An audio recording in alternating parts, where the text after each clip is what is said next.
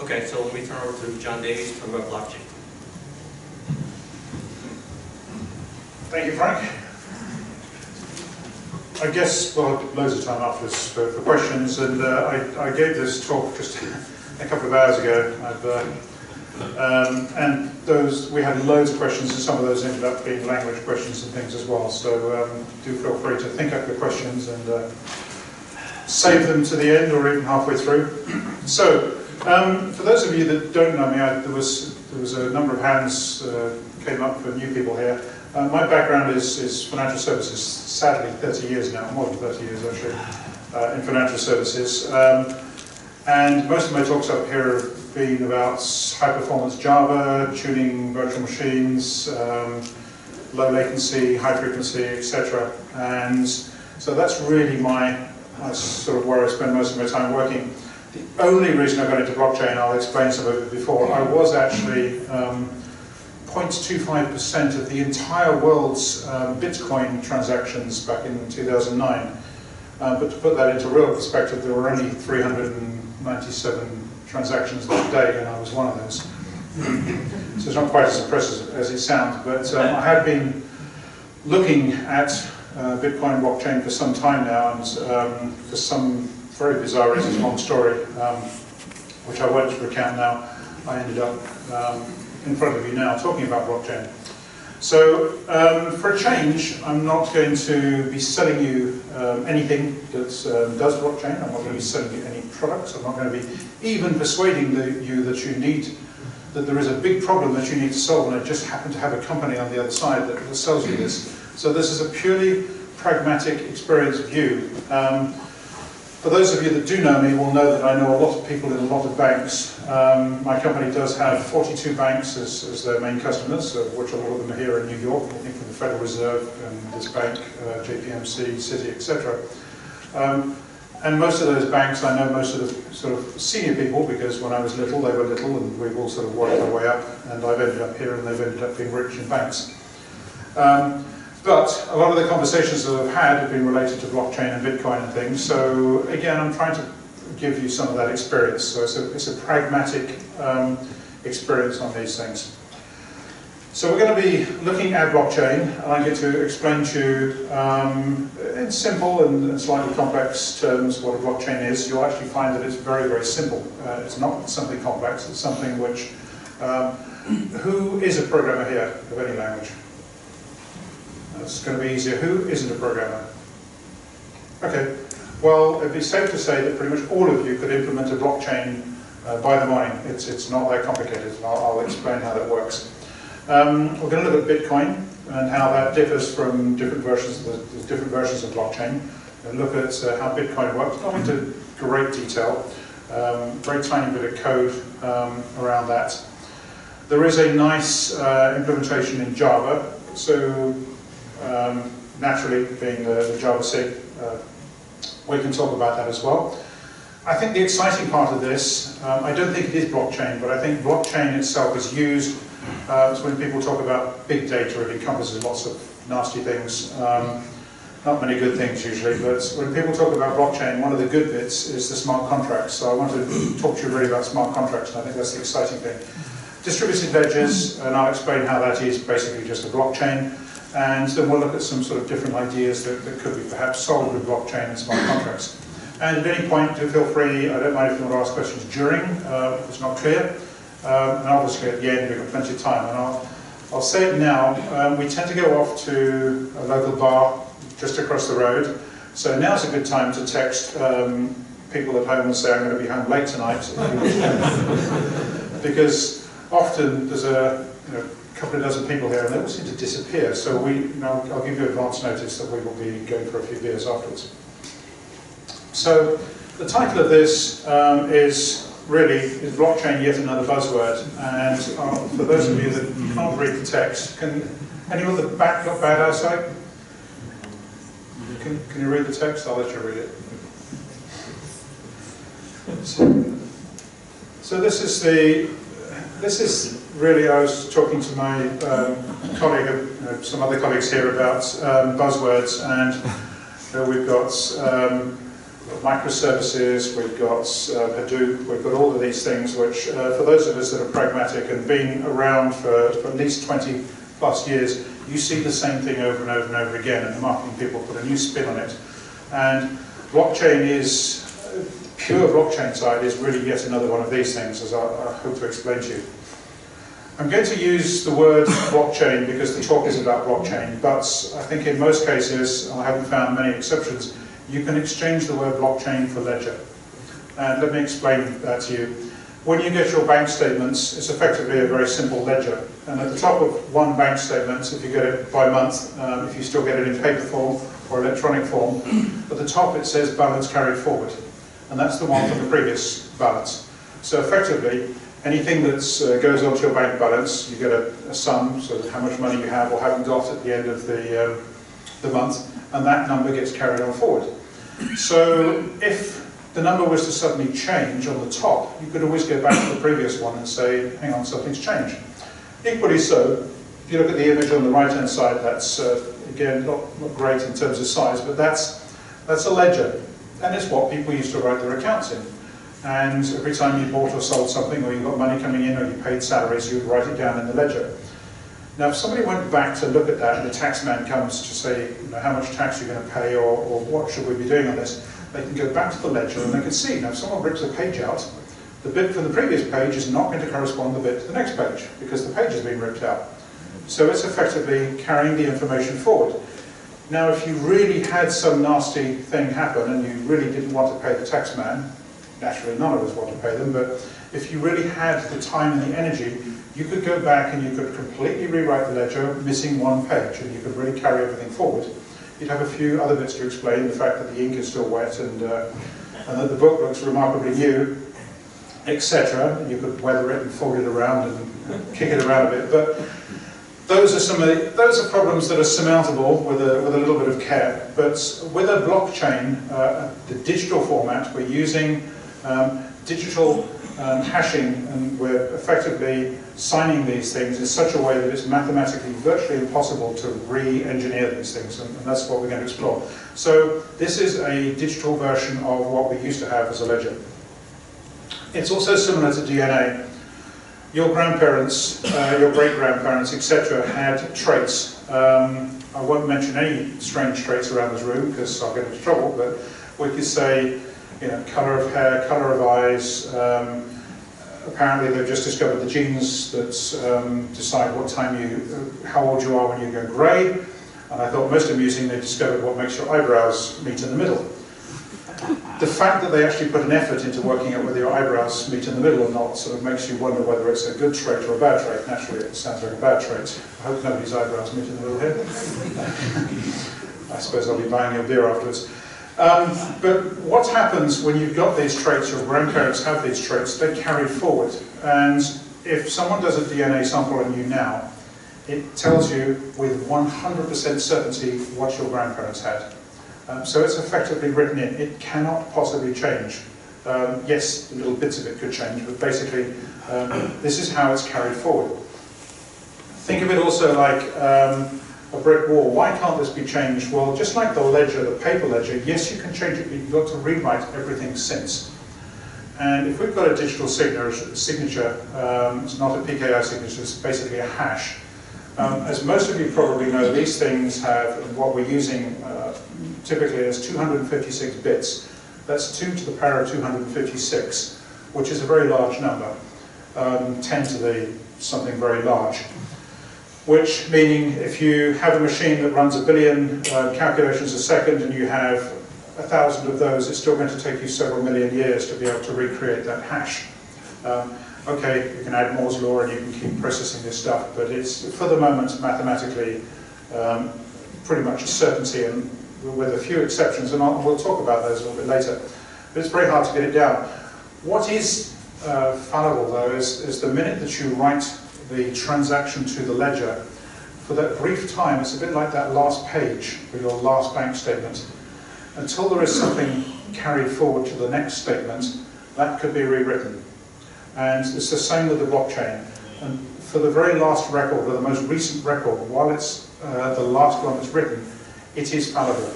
And this is one of the reasons, as we'll look at later, when you use Bitcoin, your Bitcoin is not, one second, your Bitcoin is not valid until about 10 minutes later, until it's been mined in. We'll explore that. Yes, you had a question? Well, I was just saying, so you're talking about the block propagation time. While it's been written in one side of the world and it hasn't made it over to yes, the it's somebody can change it. so the question was about the block propagation time. It's if you we'll explore this, but you've got centralized, decentralized, and distributed ledgers. Now, if they're decentralized completely, there is no one's looking after them. So you have to rely on the masses effectively to confirm that that is a valid transaction. If it's centralized or decentralized, there is one or several bodies that look after that, and they can effectively immediately stamp it. And so the time to validate it is much quicker. So let's look at a typical use case. Anybody seen Mr. Robot? Good. This was better success than the people who work here earlier. There was one similar audience size, and one guy put his hand up, which is a little sad. Excellent series. For those of you who haven't seen it, I believe it's on Netflix. I don't work for Netflix. So there is a nasty company called Evil Core, and Evil Core is an insurance company, amongst many things that they do is an insurance company, and there's a poor chap called Elliot decides to insure his car, makes the conversation over the phone, payments made over the phone, and unfortunately the next morning has a car accident. So he phones up to make a claim, and they say, well, hang on, your money didn't go through, it didn't arrive in our bank before the accident, etc., etc. And I'm sure many of you sadly have had some similar conversation to this, or something similar, where you have argued with some large company, whether it be the phone company or electricity company or insurance company or something, you've had an argument which you dispute, which is why they record conversations these days. However, as we'll explore later, if this was on a blockchain, the list of chronological things that happened could be proven. And when Elliot gets his insurance, he would get a hash, or even he'd just get a small part of the hash if it was relayed over the phone, and he could use that as pretty much proof of the fact that this is now on the blockchain. So what we use in the blockchain is basically, it's a hash, it's a digital signature if you like. It's very similar to the old wax that we used to put on a letter. And what it means is basically, because this is a relatively random number, it's not technically random because there's a sequence to get to it, but it looks relatively random as far as we're concerned. It's almost, for the moment, and again we'll come back to that, almost impossible to reproduce this. So if I show you a couple of hashes, most of you I'm sure are used to this. My company name, C24 Technologies Limited. Limited is an abbreviation, we put a full stop after it. So two versions there, with and without the full stop. As you can see the hash of those two, this is an SHA 256 bit hash, so 256 bits represented as hex. You can see is almost, well, it should be, entirely, completely different. There is no way you'll see the difference between these two. Consequently, if you were to be handed a hash of 256 bits, it's, for the moment, pretty much physically impossible for you to work out what the input was. Not only the input, but any input that creates that. This is what makes it so secure. There is some little levels of insecurity, because if you take all of the possible passwords, i.e. most of the common words, your names, and then add 1, 2, 3 and a few other bits to it, interchange the letter O with a 0 and the 4 with a, or they use E with a 3 and things like that, you can effectively build up a lookup table for what the hash is and what the password was, and you can put these on Google. So if you actually Google that large number, you'll actually see that it is the hash, the MD5 hash or password 123. So there is sort of secure to a certain extent, but not 100% secure for these simple things. Companies that store these hashes without salting them is where you add a little bit of extra. Now imagine I wanted to just use C24 Limited, sorry, C24 Technologies Limited without the full stop. The salt could be the full stop. And in fact, let me just go to the command line. Here's an interesting thing. If you actually just say echo C24 Technologies and do an SHA sum on it, you'll find you get a different checksum or hash from the one on the previous screen. The reason for that is that when you do echo, it includes the line feed at the end, and the line feed changes it. So these are little sort of subtleties. All it's doing is seeding it. So Perl is usually the easiest thing to use. If you put that in quotes, you can basically get the content without the character return limit, and you get the hash stub that you saw on the previous page. If you want to do this in Java, it's equally simple. Pretty much everything is in there. So if you want to hash this again, same bit of code that you saw before. C24 Technologies, you use what's called a message digest. It's been in Java for a long, long time. There's multiple different versions you can use. Again, I've specifically said SHA-256. I can create a digest and I can print that both in base64, or there's a relatively nice, you wouldn't believe how many different versions there are of actually printing this binary out as hex. That's a one-liner, nice and simple. That's been in Java, not for a long time actually, but it's used for a little while. So how does this work in the blockchain? Well, we take, just like your bank accounts, we take the previous hash, we take the contract, and the contract is, I will pay out of my bank this sum of money to this recipient on this date with these conditions. You put all of that in text, in a text document, and you basically, plus the time and a few other little bits of information. There's some, in a blockchain, there's some extra stuff in there, and you create a hash of that, and that's it. That's all it is. That is the blockchain. You have a number of different ways that you can now secure this. You can now distribute the hash, or you can distribute the blockchain. There's no point in you keeping it on your own, because you could effectively create anything you want in history. It's a bit like telling someone you have a ledger, never showing it to someone, and when finally the taxman comes to look for it, you produce this magic ledger which shows 0 at the bottom and you don't have any text to pay. The whole point of the ledger is that someone knows that it's there, so when someone walks into your shop, you'll seem to be writing it down in the ledger, and there's no dispute. So there has to be some element of distribution of either the amounts, the keys, or the ledger itself. So in terms of distribution, we have 3 models with the blockchain. We've got centralized. So this is where a single entity, a bank or a government, for example, the government's probably the best use case in this case, where the government looks after the blockchain. Now we're not completely happy with the government looking after anything, to be honest, but it's a good use case. What it also means that if the government holds the blockchain, and we'll get into permissioning and things like that, you could go in and you could make changes to the blockchain, and there is a trail of what you've done in this blockchain. So that's an example where there is a single blockchain. The government could potentially, for various different reasons, share that, in which case it becomes the next use case, which is a decentralized. This is more of the use case, particularly in banking, in industries where you want to share information, or there are multiple parties, or you don't trust the party that is looking after that one blockchain for some reason. Now, if there are multiple parties looking after this, it's essentially the same blockchain, but it's simply distributed. And 2 parties now control access to the blockchain, and the updates are synchronized. It's not, we do that with databases, it's not particularly complex to do. Yes, we get into cap theorem and all sorts of stuff like that, but we're not talking about a massive amount of complexity here.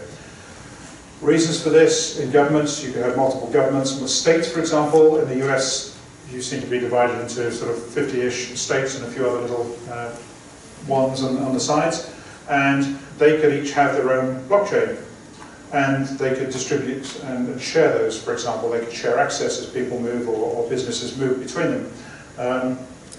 In a banking world, it could be one bank has it and they all agree a standard, and if someone wants to trade between 2 banks, they suit these. And then finally we have the totally distributed, where there is no central body which manages this.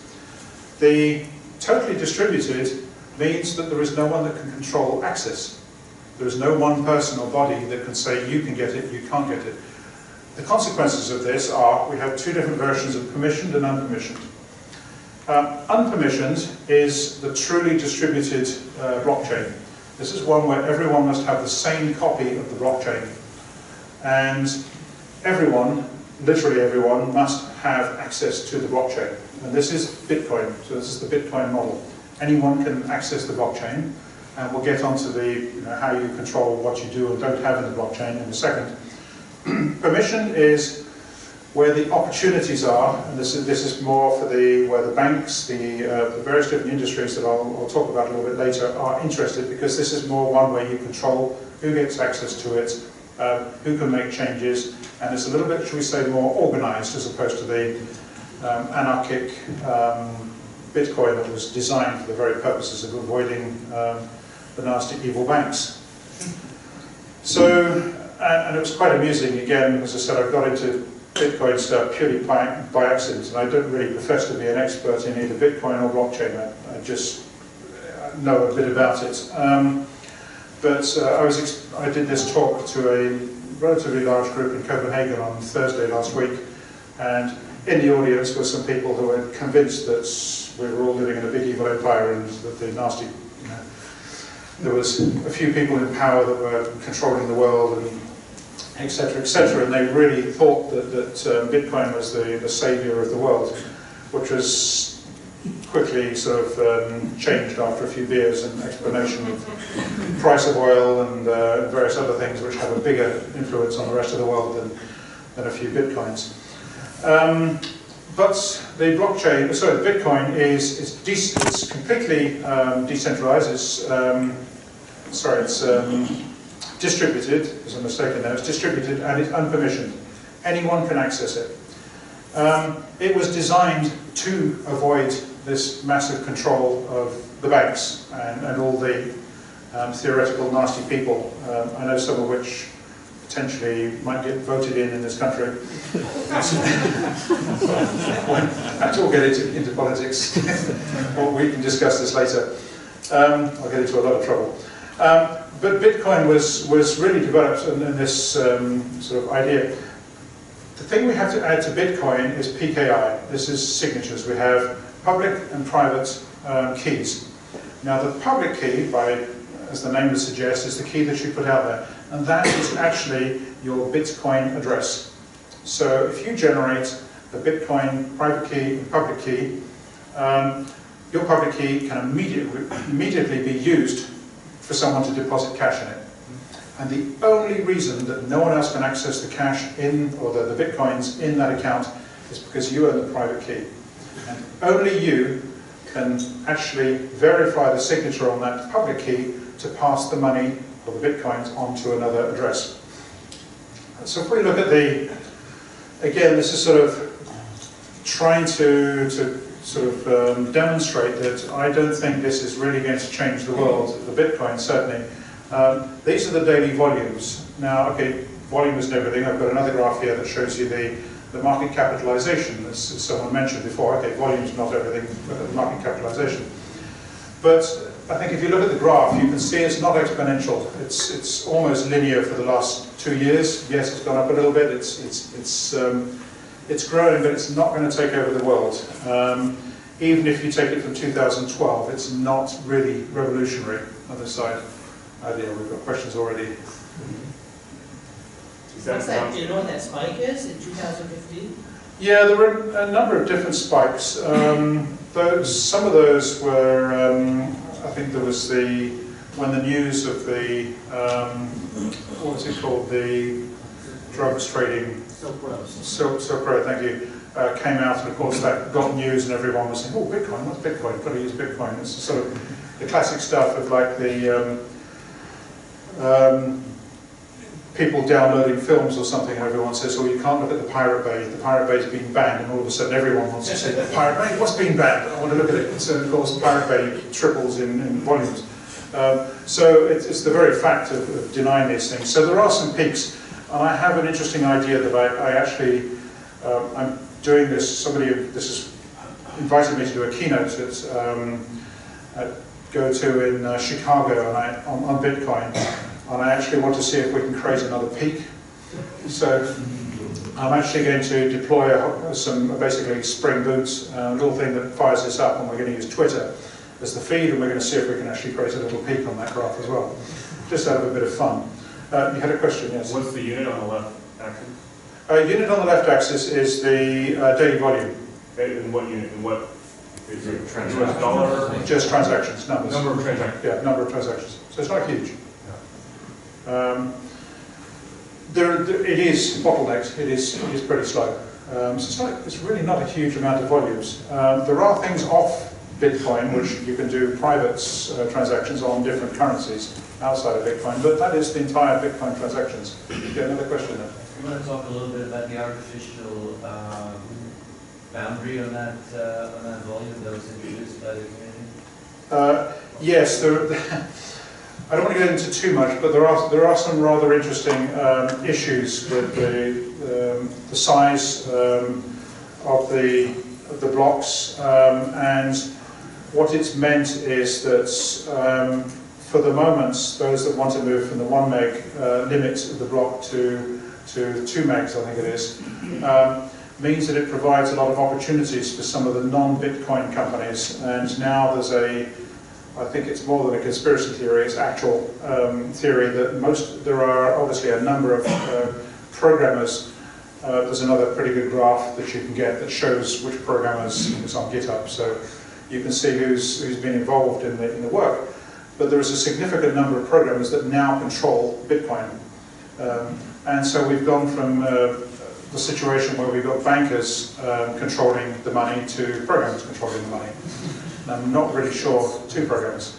You actually had to commit keys that would actually do this. So. Right. 2 programmers, okay. You should be up here, you know more than I do.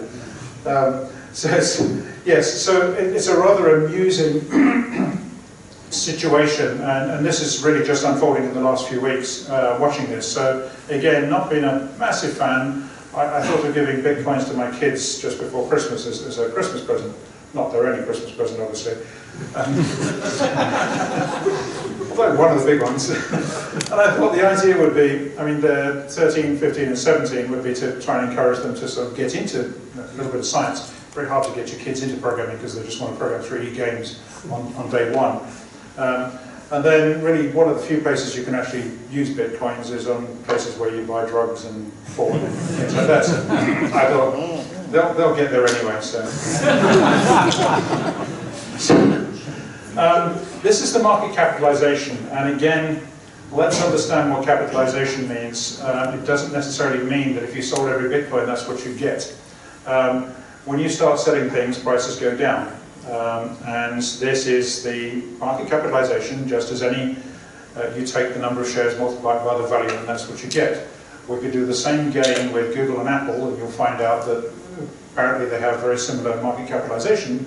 One makes a hell of a lot more money than the other, has about a massive percentage of their actual capitalization in cash, and the other one doesn't. So capitalization doesn't really mean the actual value of the company, and it would be almost impossible to get the current $6 billion of market capitalization out of Bitcoin purely because of the liquidity and the rate that you get it out, and the fact that that's broken into literally tens of millions of different Bitcoin accounts. So let's put that into perspective. The way the Bitcoin works is a little bit more complicated because because there is no central point, there is no person, body or institution that controls access to this. It is completely open to anyone. You have to stop people scamming or basically hacking the system. And the way they do that is quite interesting.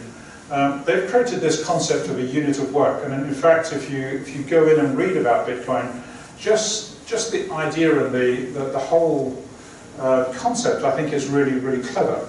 I'm not suggesting that Bitcoin itself is something which we should be encouraging, discouraging. I think it's just clever, and I like clever things, and it's refreshing to read the ideas. And I'll mention Ethereum again, which a little bit later on about smart contracts. And again, something really interesting I think you should read because it's really simply explained, it's really put forward in a nice document, and it's worth doing. There is an original white paper written by the supposed author of Bitcoin, who nobody's ever found his or her identity. There's lots of theories behind it, which is a really nice and easy to read white paper. And what happens is that If you remember those hashes that I showed you earlier, they're relatively random.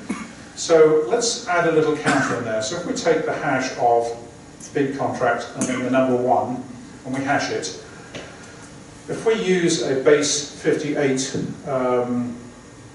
number, no, we used hex when you saw those hashes, we used hex. We could use base 64, they use base 58. Why? Because they've taken out letters like O, I, and things that could look like numbers. So it makes our life slightly easier. So they've taken a few of those out, and we ended up with 58, or they ended up with 58 characters. So it's base 58 with a sort of lookup table of non-sort of dodgy letters and numbers. So the odds on any one of those, and again, it's not odds, it doesn't mean if you do it 58 times you will get a certain character. It means it's statistically, on average, it's obviously a distribution curve. So to get a 0 at the very first character is a 1 in 58 chance. To get 2 zeros is 1 in 58 squared chance, etc. And as we go through this, so I'll flip backwards and forwards between these two slides.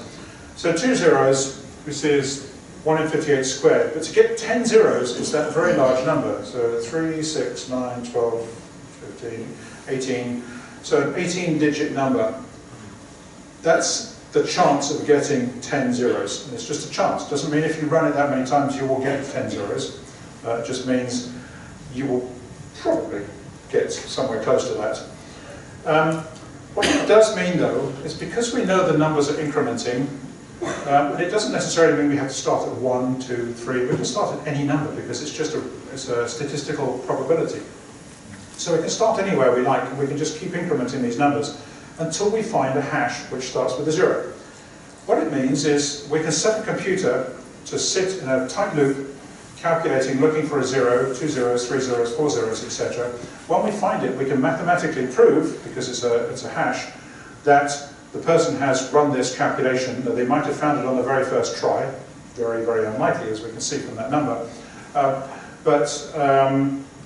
They've been running this program, and what happens is that they are rewarded for finding that. So to go back to this is the blockchain, but what we have inside this blockchain is this proof of work, and it includes this special hash, which is the proof of work, which has a whole bunch of zeros in it. And we can prove that they have spent the time, that someone has spent the time to lock that contract in with this proof of work. It also means that it takes someone the same amount of effort to find the equivalent hash that will give them that many zeros.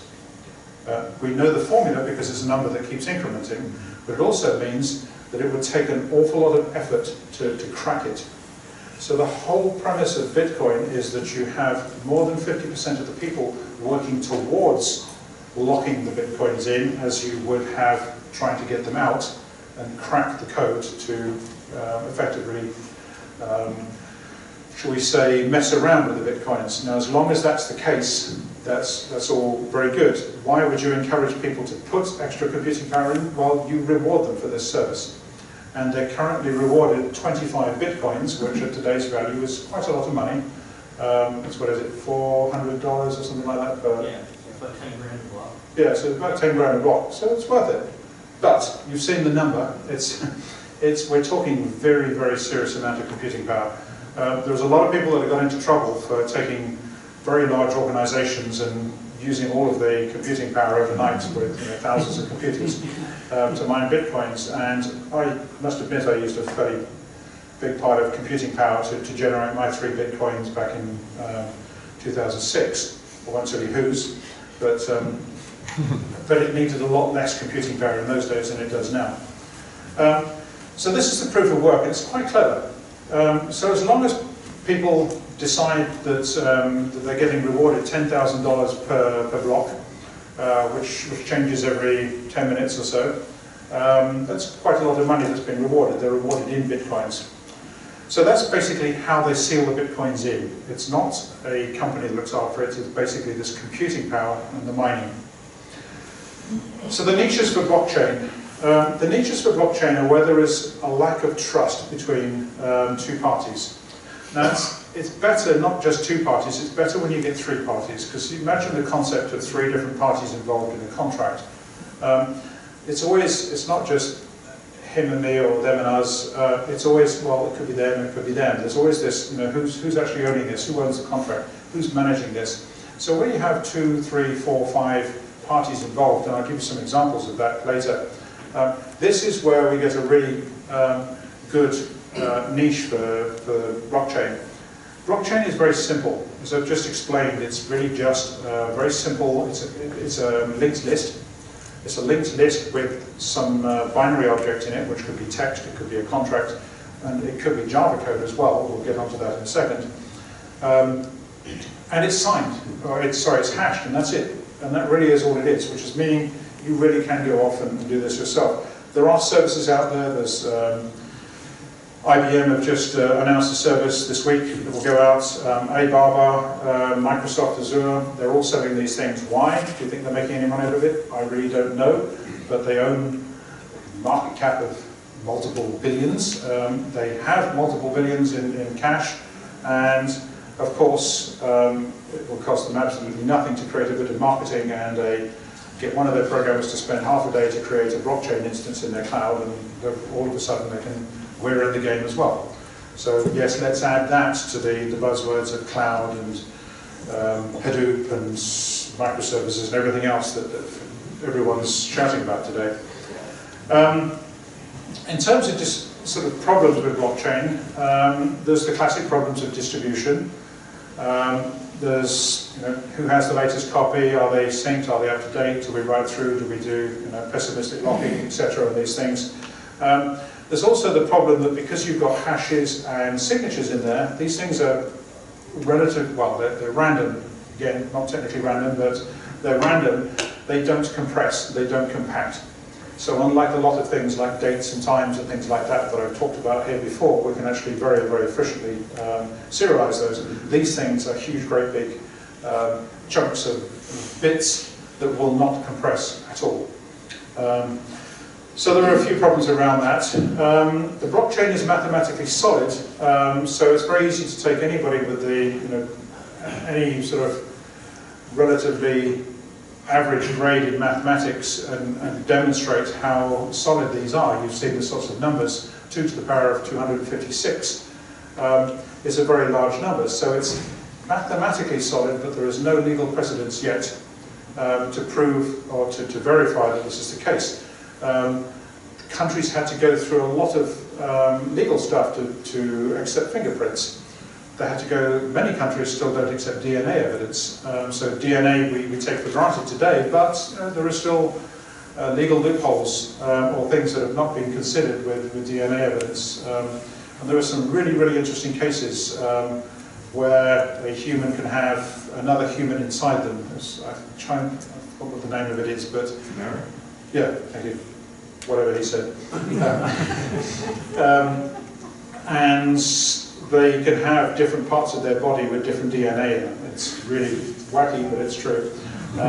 And so there's really weird cases. And this, again, we'll come across some sort of interesting things, I'm sure. So it's mathematically proven, but not legally proven. And this is the thing, again, getting into conspiracy theories, getting into all sorts of things like this. If someone solves or has already solved how to factorize large prime numbers, these things are pretty much useless. Certainly the Bitcoin stuff is. I think it'll be the least of our worries because pretty much everything will be useless. All of the security we have on the internet, all of digital banking, pretty much everything will be rendered relatively useless. Quantum computers as well, again in theory there's pretty good theory that we should be able to brute force crack these things very, very quickly. You might think that I'm being sort of conspiracyist here, but let's go back to RSA. Anybody know the history of RSA? Cool. Okay, there were just one of you. There's 3 guys whose names begin with R, S, and A. His names I can't remember. I'm hopeless with names, so apologies. And they patented this, so it's basically PKI. And it was sort of attributed as American. If you remember back in the early days, you couldn't get Java and you couldn't distribute it outside the United States because there were lots of nasty countries out there, and if they got hold of this incredible encryption, they would be doing really nasty stuff. So you just used a VPN and logged into the US or told them you lived in the US, you downloaded it anyway, so it was all a bit of a fuss. However, they then discovered about, I don't know, 10 years ago, that in fact the British had discovered this, because they wouldn't be telling me this if I wasn't British, had actually discovered PKI about 15 years earlier. Then they patented it, and they kept it secret. Of course, if you've got something, you're not going to tell everyone that you've got it. And so this became quite an interesting thing that, in fact, they'd had it for like 15 years before RSA had patented it, that they still had the patent, because that's the way patents work. Patents, you call them, sorry. And so the point I'm trying to make with this is, if someone has already cracked or solved primary key factorization, they're not going to tell us. And so if the NSA or GCHQ or somebody is sitting on that, you're very unlikely to know about it. At the moment, they'll just be sitting there reading everything you do and seeing everything that goes on. And again, to go back to an example, during the war, when they cracked the codes that the Germans had, unfortunately they had to let many, many hundreds of people die because they didn't want to let the Germans know that they had cracked the code. So it doesn't necessarily mean that it hasn't been done already. So I'm not trying to lay any ideas as to whether it has or hasn't happened. I want to just put it into your heads that it could have happened. And I honestly, no matter how much beer you give me, I'm not going to tell you that I believe either way, because I just don't know. I don't think many people do. So hopefully, we're sort of most 3/4, 2/3 of the way through. So hopefully now you've got an idea of the blockchain. It's relatively simple. You've had an idea of the Bitcoin. It's also relatively simple, with a nice, clever mechanism for securing the chains together with this unit of work. There are a bunch of other bits that I've missed out. Merkle trees is how we separate the blocks out. Difficulty levels, which is this number of times that we have to, number of zeros we effectively have to calculate. Nonces, which is this thing that we increment each time as we do the calculations. And then there are lots of other things. There are different currencies. So we've got side chains which link it onto the blockchain, light coins, dodge coins, name coins, colored coins, name coins. These are all different things which have spun out of this thing. Some of those are pretty good, some are sort of interesting, some are just interesting bits. So why is everyone so interested? Why, when I say I can talk about blockchain, people go, "Oh, excellent, come and talk about blockchain," because it's, you know, if I said I'm doing a talk on linked lists, I wonder how many people would turn up. Why is it so interesting? Why are the banks spending, and you wouldn't believe the amounts of money that the banks are spending on this, and I'll come to that shortly. Why are they spending so much money on this? Why is there literally hundreds of millions of dollars being spent on this? I think the place where the innovation is in smart contracts. Now, who's heard of smart contracts here? Okay, so I've got about a third or so. I think the problem is here, like people talk about big data and they talk about Hadoop. They talk about big data, but it encompasses a lot of big stuff. And there's a lot of detail inside that, and we don't hear the word smart contract because it is included under the term distributed ledger or blockchain. The blockchain is the thing that carries the smart contract, and I think the interesting thing is the smart contract. The smart contract in Bitcoin basically says, I will pay this person that amount of money immediately. You can say, I will pay this amount of money, and I'll divvy a little tiny bit up for a transaction fee. On that thing, there's, again, if you get into how Bitcoin works, there's some really interesting stuff about loose change and how it decides whether it charges you or not. Again, interesting, not game-changing. But what is missing in the Bitcoin is something more intelligent. Who works in banking here? Okay, this is a good chunk of you, which is obviously my background. We're going to look at a few other sort of use cases here. When you do a derivative contract or an interest rate swap or something like that, there is a lot to it, and there's a lot of exceptions to it, and it's the exceptions which are the complicated part. It's like, I'll do this on this date, and then there's all this, well, if this changes or that changes or the other changes, or you want to revalue or something, etc. These are all the little bits and pieces. If you can imagine a smart contract, so you're obviously Java background, so we now take this as an object. and we have an object which has a method which is called every hour, every week, every month, every year. We have another one which is called when the interest rate changes, another one which is called when some other events changes, corporate actions, dividends, company announcements, rate changes, etc. And each of these methods does something to the contract, and you have access to the contract, to the details of the contract, and there is another method which says, can this person access it? Bless you. Where you have now access control into this Java object. That is what a smart contract is. This is why I think it's exciting as a Java programmer, or yes, and I do use Scala and I have used Kotlin. I think as one of the companies that is working with this, one of these new companies with just a few people that's already valuing themselves at $16 million, and they've only been going for a few months. I personally find it totally ridiculous. They're using Kotlin to do this. Whatever it is, it's something that runs on the JVM. It could equally well run in Microsoft. But if you're thinking of this running for the next 10, 15, 20 years, you've got to think of which technology that you're going to write this language in that's going to still run in that many years' time. So let's go back to the Evil Core example. So here we see a picture of Elliot. For those that have seen it, you'll recognize him. If, for example, now we had a smart contract, Elliot and the other members of the public would feel far more secure in knowing that the contract is based on this little IoT gadget, Internet of Things gadget, which measures his driving performance, sees whether he drives around corners too fast, accelerates too fast, leaves too early, drives in the ice, etc., etc. His insurance goes up. It checks his health, it checks the health of the car, makes sure it hasn't had any accidents, and his insurance is renewed effectively based on this completely immutable and unchangeable chronological history of, yes, his car's been checked, yes, he's driven safe, yes, he's paid the money, he's now insured. So it's based on all these facts. Now, if this could be put into a Java object or an object, and I'm hoping it's going to be Java, if this goes into a Java object and sits inside something which runs on this blockchain and goes through and updates these things every hour, every month, whatever it may be, this is almost automated. So the company doesn't have to go back in and run stored procedures or some application that then has to trawl through an entire database of things. Now, you've still got similar problems because you've now got to iterate through the entire blockchain, and you've got to remember which ones have expired, which ones haven't expired, things like that, and which ones need to be run daily, weekly, monthly, etc. Still problems to solve, but it's an interesting way to now look at how this might work. So let's look at a couple of examples from different industries. So hopefully I've covered most of them here.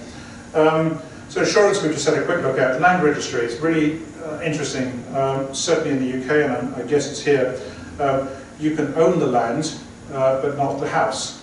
You can own the house, but not the land. You can lease the land. You can lease the land for a few months, or month by month, or you can lease it for 99 years, or various other things. You can lease the land and own the house. There's lots of different things, and the land can be split.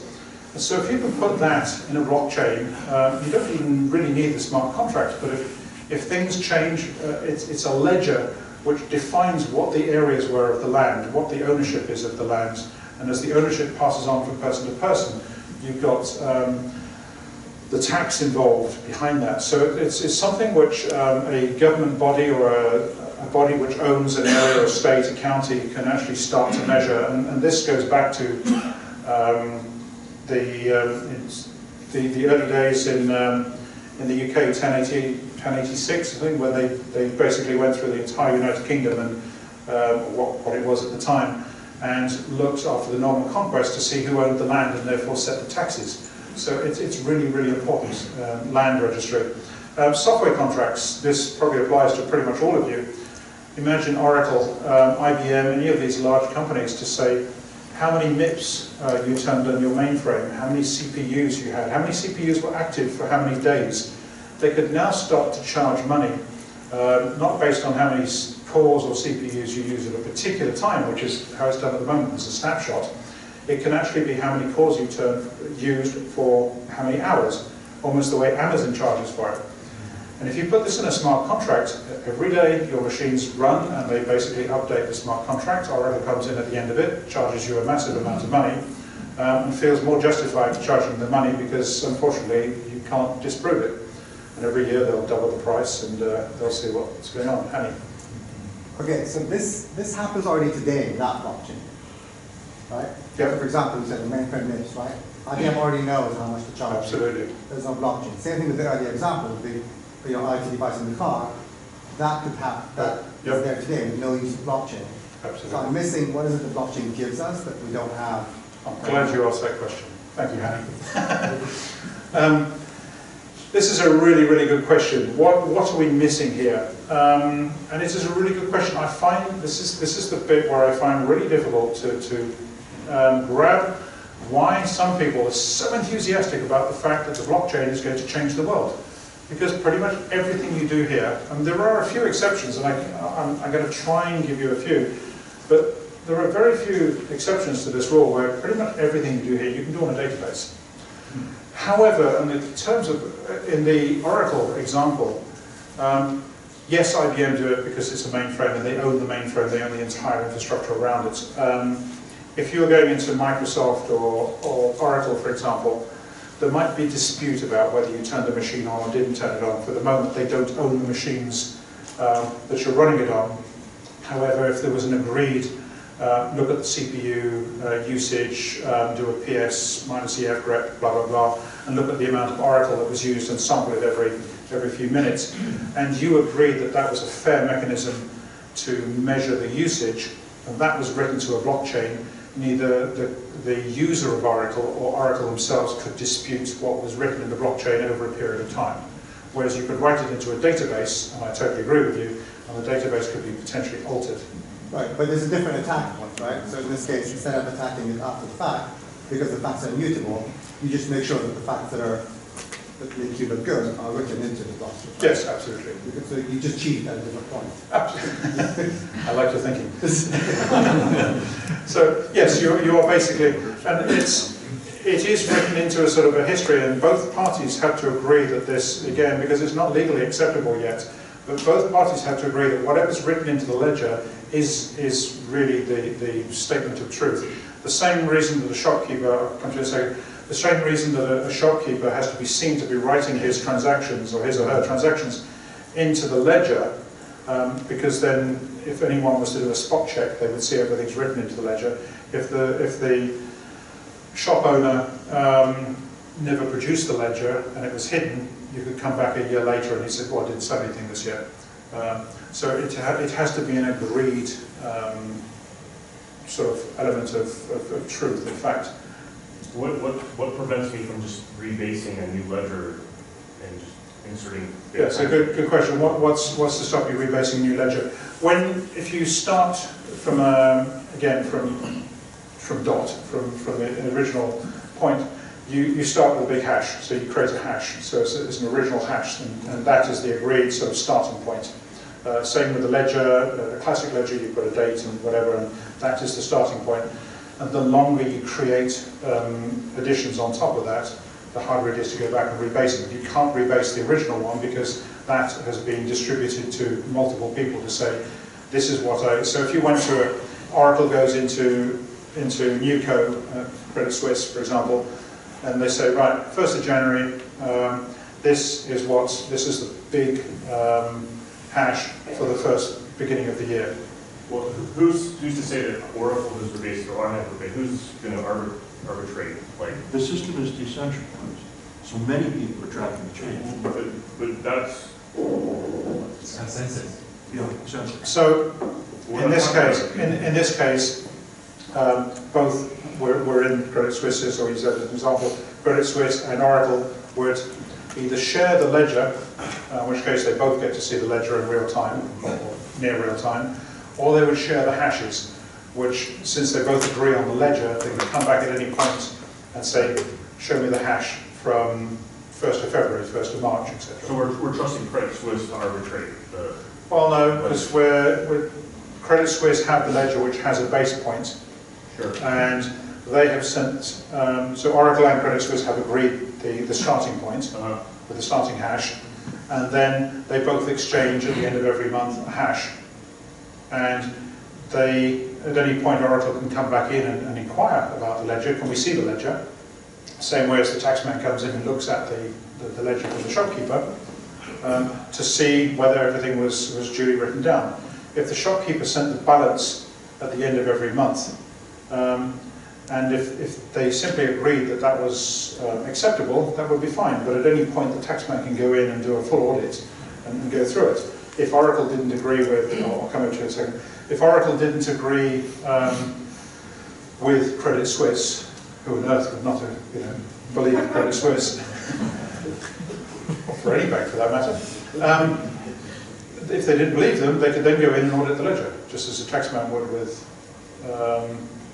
the standard ledger.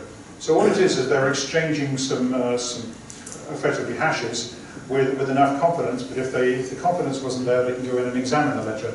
If they don't want to do that and they want real-time access to it, then they can replicate the ledger. But either point, once you've got hashes or a replication of the ledger, it's virtually impossible to recreate it from that starting point. If you don't mind, I'll just grab another. Someone proposed one use case that I'm not seeing on the list is clearing and settlement. Oh, don't worry. Okay. These are the non-financial services ones, not paid financial services ones, since you're in banks. Sorry, was there another question? Yes. Well, I think the original Bitcoin, the assumption is that, the point and the consensus is that you have enough honest node that will be able to provide the correct contract, so that the node that cheat cannot compete computing power with the rest of them. So they can maintain the integrity of the blockchain. That's an assumption, because you have distributed, you have hundreds of thousands of computers in the world, that's possible. But my question is that when you have all these private contracts, you narrow down to a few companies, then this scenario becomes possible. Okay, so a question about somebody, because we're not putting the computing sort of proof of work into this. If